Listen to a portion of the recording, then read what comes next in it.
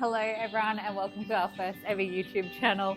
I am Claire and we are at the Lauriston Blend. This is Rusty who's being incredibly naughty. Rusty, yeah. But today we are going to be talking about glass gem corn. So I don't know if you guys have heard of this before. This is not like your sweet corn that you're used to, but this beautiful, beautiful corn with its translucent, opulent, colourful kernels is perfect for making popping corn or corn flour. So like most heirloom varieties of vegetables, this amazing corn has a fair bit of history to it. So this was originally formulated by a guy whose name was Carl Barnes back in the 1980s.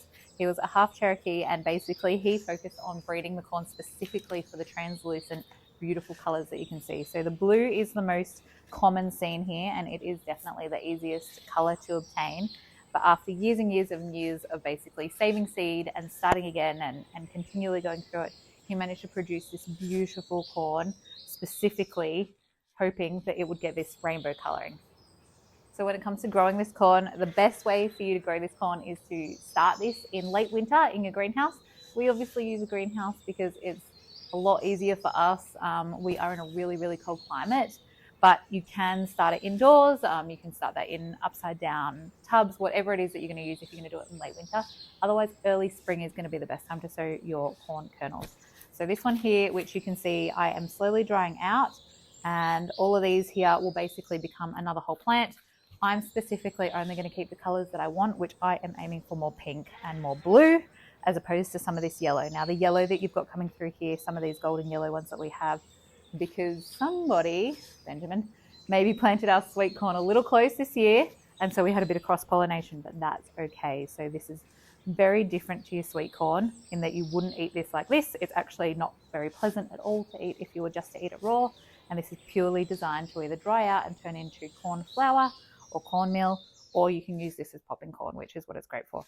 But we are going to save all of these seeds and basically quadruple our harvest next year, because this is the first time we've had some amazing success with our color, because in previous years we've only had red. So today I am going to share with you all as we basically go through and unhusk all of these and see what colors we've got. But first, let's go and finish harvesting the rest of what's in the garden.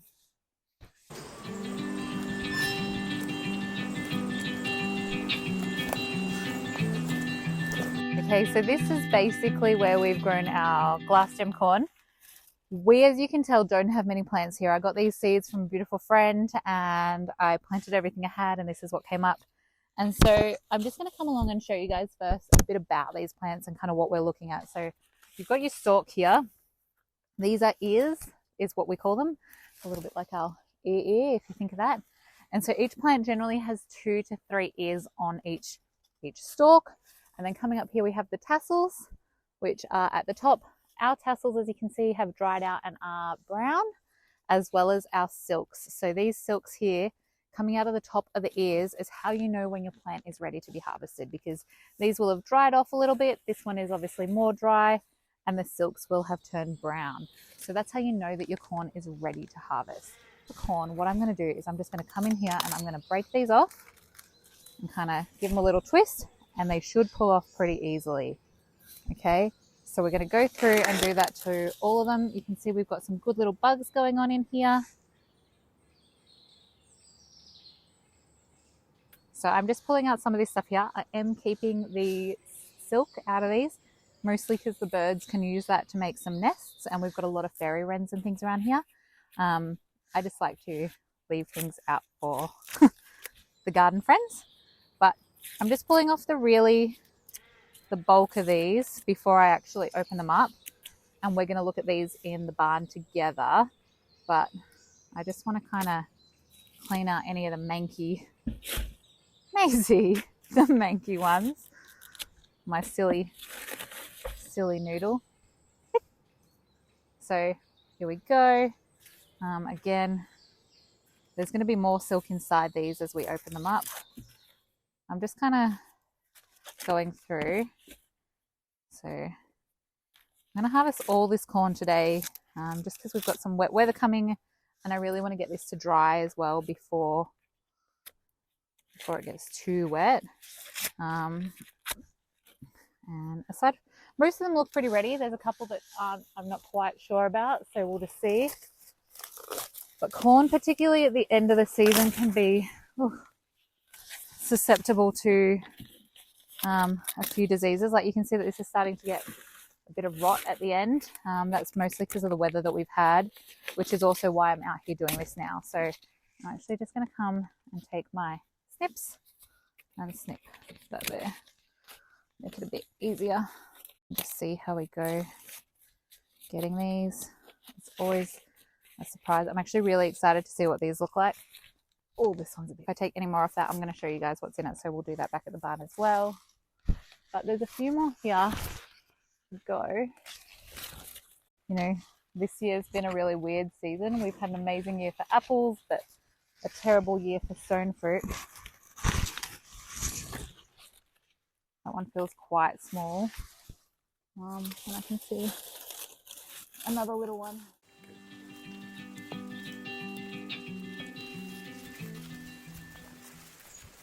All right, so we are back in the barn. I have brought all of our corns in. I've grabbed a bucket because, again, I'm going to put all of the husks in this. So I'm just going to stick our bucket over here, and I've got our silk here so far. I like a clean workspace. You can probably tell it drives me crazy when things are messy. We can blame my mother for that. So all in all, anything that was half good, we've got 3, 6, 7, 8, 9, 10, 11, 12, 13, 14, 15. 15, even though this is all good. Not me just throwing these away. So aside from this funny little one, you know, that's pretty good for given I only planted like 6 seeds, maybe 8 seeds. I'm pretty happy. But let's get straight into it and have a look at these amazing colors. Alrighty, so let's open these up. It's obviously the height of excitement sharing it with you guys. Oh my goodness, look at this. Pink and blue. Now I'm actually going to leave this at the end, all of this husky skin, and I'm going to show you guys how I like to preserve it. Take off your silks. They feel really wet, but I'm just going to stick them aside for now. So as you guys can see here, I've kind of just finished these off. The way in which I do that, and look, it's mostly just because I think it looks pretty, is you grab one of these, give it a good twist. I just kind of twist her up the whole way. There's no real reason to do this other than the fact that I think it looks kind of pretty. And I'm just going to come through here and tuck that in. I actually hate having fake nails. I had them for our wedding.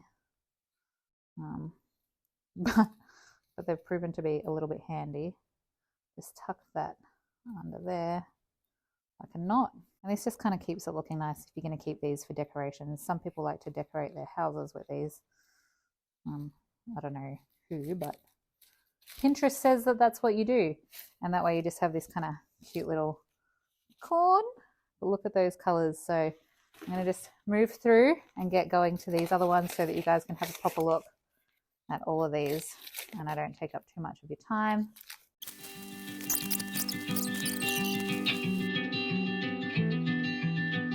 Way longer than I thought it would. But this is pretty much what we've got. There are 2 that came up that are blue and green, which is totally unexpected. I did not expect to see any greens in there. So I'm definitely going to keep these. We'll show you guys them close up in a minute. And then obviously heaps of purple and pink. Some really, really pink ones coming out of this beautiful magenta and purple. I am so happy with it. So this is how we've gone from our glass gem. Here is our silks, which we are going to basically put out for the birds to take and use as part of their nests. We're going to compost the rest of our trimmings. We're going to keep our stalks so that we can use them for garden projects later on. And let us know in the comments if this is something that you guys are going to give a go. It really is so fun opening all these up and seeing the amazing colors. You probably saw Xavier snuck in and really enjoyed watching the process too. It's a great way to get kids gardening when they love what you're doing and they are excited to see what you're doing as well. Obviously, we are excited because unicorn corn, as some people seem to call it.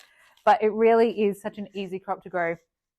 And we are definitely going to be able to turn some of this into cornflower. So when we get to that, I will show you guys and share how we do that.